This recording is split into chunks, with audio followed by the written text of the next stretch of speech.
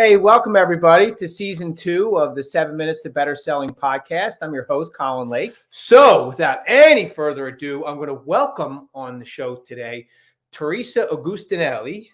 Teresa, very interestingly, when you hear this lineup of things that she's doing for the world today, she's a speaker, she's an author, she's a professor, and she's a personal and professional development coach. So Teresa, so thrilled to have you spending some time with us, and thanks for joining. Hey, thanks. Good morning. Such a pleasure to be here. Hello, everybody. Good morning and happy Thursday.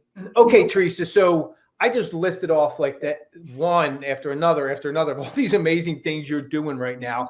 How do you go from this 19-year-old girl, I'll start us there, knowing a little about your story, this 19-year-old girl to this amazing professional that's changing people's lives every day? Well, it wasn't an overnight success, I can tell you that. It was a daily work in progress. And that is one of the things that I've been helping people with for over 20 years is how to enjoy the journey, make peace with where you are, and create the best life that you were designed to live. Love that. So like you have different ways to do it. You've written a book, you teach in a university. So you have different ways to do it. But like, how do you get to this level, like where you're training people? Lots of people think they have good ideas, but how do you actually get to this point where you have the courage to push through like the doing and now the coaching and training and helping people execute better? Well, like you said, I was 19 and I was pregnant and married. And suddenly I found myself a widow. I was 26 years old and I had no job. I had few skills and even fewer resources. And my life was tanking. So I would say that the first thing that somebody needs to do, which was the first thing that I did, was make an intentional decision to create a life for myself and my son. So I think the first thing that people have to understand is you have to make that intentional decision to create the kind of life you want. System. I believe we're all born with a psychological grid that we fill in over time, and it becomes the framework or the blueprint, so to speak, for how we live our lives.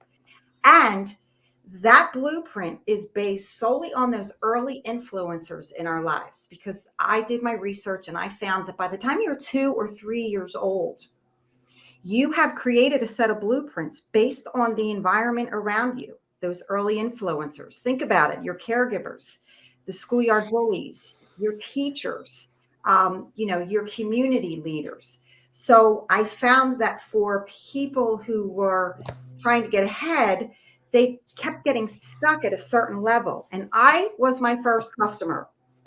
So for me, it was a matter of getting stuck. And John Maxwell calls that the law of the lid.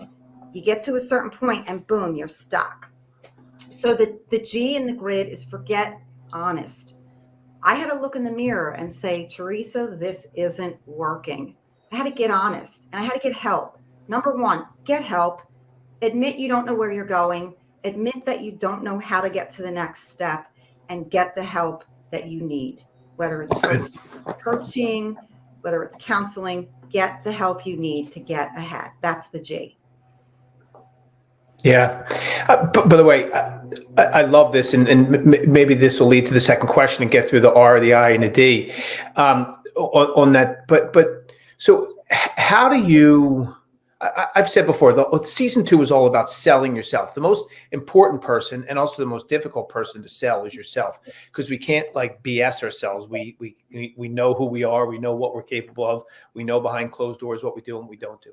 So like, how do you sell yourself every day to continue to perform at the level you're performing at and continue to help people perform at a higher level than they would otherwise? Like if they didn't know you, they would be performing at somewhere lower or less than they are today. But how do you sell yourself to get you to that point every day? That's a great question. And that is the crux of getting from where you are to where you want to be. Because every day we're selling. Think about it. When you wake up in the morning, you're selling yourself. Do I want to get out of bed or do I not want to get out of bed? You're selling the reasons why you need to get out of bed. It's going to be a great day. You're going to be productive. You got things to do, places to go, people to see.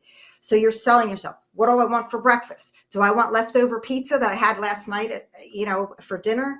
Or do I want to eat a nutritious meal to get my day started? So that's a decision. It's much easier to grab that cold piece of pizza on that plate from the refrigerator rather than take some time to make an egg or make some oatmeal or have a bowl of some kind of healthy cereal. You're selling yourself. Where do I want to go? Do I want to go play in the park, or do I want to get to my office or make those 10 cold calls or call those potential clients that I met at the other event that I was at?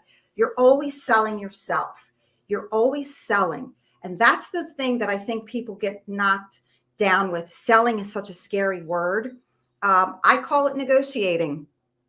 And if you don't have confidence in yourself, if you don't sell yourself, if you don't talk to yourself every morning, then no one's going to believe you and no one's going to have confidence in you. By the way, so I worked on a beach as a lifeguard growing up. And then I started watching like triathlons on TV. They weren't very well publicized back then, but that sport has grown. And I said, I'm going to be a triathlete.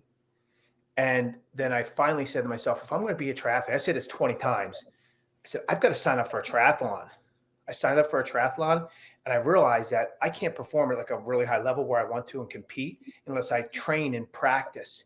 And then so I then said, I'm not just trying to be a triathlete. I'm trying to be a competitive triathlete. And then I started doing the right training to get there.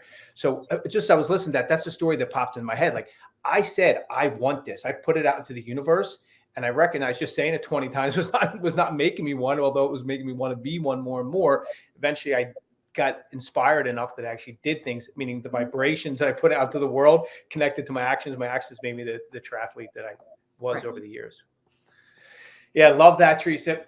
Okay, so I'm going to give you two thoughts here to end the podcast. So first one is I want people to know how to get in touch with you. We see your book behind you. Maybe you want to mention that, but how do people find you? How do people get in touch with you? And then maybe if you have a lasting thought, something we didn't get to that you'd like to share for the listeners, please do that. Sure. I mean, my website is profwithpurpose.com.